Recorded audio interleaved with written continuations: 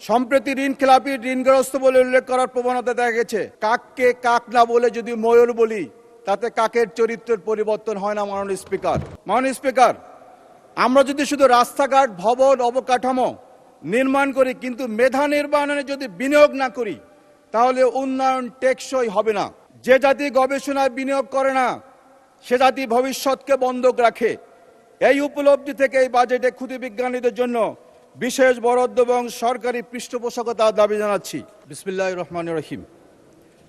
মাননীয় স্পিকার, বাংলা একটি প্রবাদ আছে, চাদরের চেয়ে পা বেশি লম্বা করলে ঠান্ডা লাগবেই। আজকের বাজেটটি দেখে সে কথাই মনে পড়ে। রাজস্ব আহরণ, বিনিয়োগ, কর্মসংস্থানের বাস্তব চিত্র বিবেচনা না করেই এমন সব লক্ষ্য নির্ধারণ করা হয়েছে যা উচ্চাভিলাষী হলেও বাস্তবায়নযোগ্য কিনা সে বিষয়ে যথেষ্ট সন্দেহ থাকবে।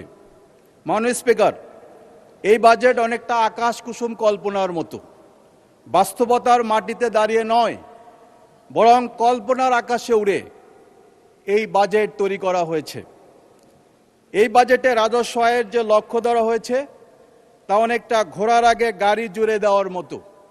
আয়ের নিশ্চয়তা ছাড়াই ব্যয়ের বিশাল লক্ষ্য নির্ধারণ করা হয়েছে। এই বাজেট অনেকটা হাতির বোঝা ছাগলের ঘাড়ে চাপানোর মতো। অর্থনীতির বর্তমান সক্ষমতার তুলনায় লক্ষ্যমাত্রা অত্যন্ত উচ্চাভিলাষী। মজবুত ভিত্তি ছাড়া সুস্থ ভবন দাঁড়ায় না। মাননীয় স্পিকার, এই বাজেটও বড় বড় লক্ষ্য নির্ধারণ করা হয়েছে কিন্তু বাস্তবায়নের ভিত্তি অত্যন্ত দুর্বল। মাননীয় স্পিকার, আজ আমি 2026-27 অর্থ বছরের বাজেট নিয়ে একটি গুরুত্বপূর্ণ বিষয়ে সরকারের দৃষ্টি আকর্ষণ করতে চাই। সেটি হলো ক্ষুদে বিজ্ঞানী, উদ্ভাবক ও তরুণ গবেষকদের জন্য বাজেটে দৃশ্যমান কোনো বরাদ্দ, কর্মসূচি বা নীতিগত নির্দেশনা না থাকা। একটি প্রবাদ আছে, আজকের শিশুই আগামী দিনের নেতৃত্ব। আমি বলবো আজকের ক্ষুদে বিজ্ঞানীরাই আগামী দিনের প্রযুক্তিবিদ, গবেষক, উদ্ভাবক, অথচ বাজেটে তাদের জন্য আলাদা কোনো পরিকল্পনা চোখে পড়ে না। বিশ্বের উন্নত দেশগুলো শিশু ও কিশোরদের বিজ্ঞান চর্চায় উৎসাহ দিতে বিশেষ তহবিল গঠন করে, কারণ তারা জানে বিজ্ঞান এবং প্রযুক্তিতে কোনো ব্যয় নয়, এটি ভবিষ্যতের জন্য বিনিয়োগ। আমাদের দেশের বিভিন্ন অঞ্চলে অসংখ্য মেধাবী শিক্ষার্থী রয়েছে যারা স্বল্প খরচে কৃষিযন্ত্র, পরিবেশ বান্ধব প্রযুক্তি কিংবা ডিজিটাল উদ্ভাবন তৈরি করছে, কিন্তু অধিকাংশ ক্ষেত্রে তারা ব্যর্থ প্রশিক্ষণ এবং সরকারি পৃষ্ঠপোষকতার অভাবে অথবা মাঝপথে তাদের প্রকল্প থেমে যায়। মাননীয় স্পিকার, কবি রবীন্দ্রনাথ ঠাকুর বলেছেন, শিশুকে তার নিজের মতো করে বেড়ে উঠতে দাও, কিন্তু আমরা যদি তাদের প্রতিভা বিকাশের সুযোগ না দেই তাহলে তারা কিভাবে নিজেদের মতো বেড়ে উঠবে। মাননীয় স্পিকার, একটি প্রবাদ আছে, বীজের যত্ন না নিলে ফল ভালো পাওয়া যায় না। ক্ষুদে বিজ্ঞানীরা হচ্ছে সেই বীজ, তাদের পরিচর্যা না করে আমরা চতুর্থ শিল্প বিপ্লবের নেতৃত্বের আশা করতে পারি না। মাননীয় স্পিকার, তাই আমি সরকারের কাছে জোর দাবি জানাচ্ছি, স্কুল কলেজ পর্যায়ে ক্ষুদে বিজ্ঞানীদের জন্য বিশেষ ইয়াং ইনোভেটর ফান্ড গঠন করা হোক।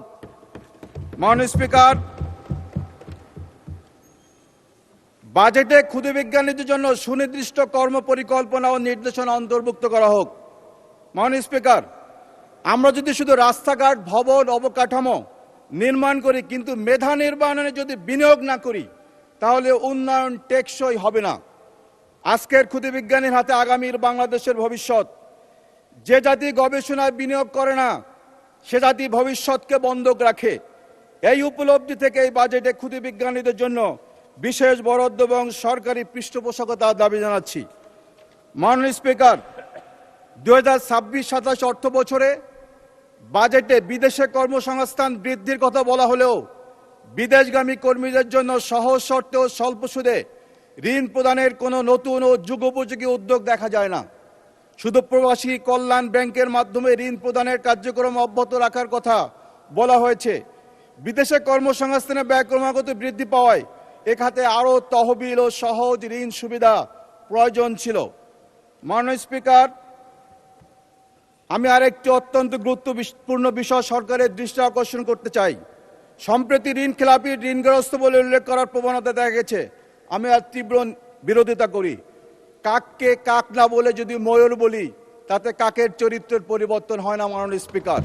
শুধু শব্দের ব্যবহার ভাষাগত বিষয় না, এর সঙ্গে জড়িত আছে নীতি নৈতিকতা, জবাবদিহিতা। সেই কারণে ঋণগ্রস্ত আর ঋণ খেলাপি কখনো এক জিনিস নয়।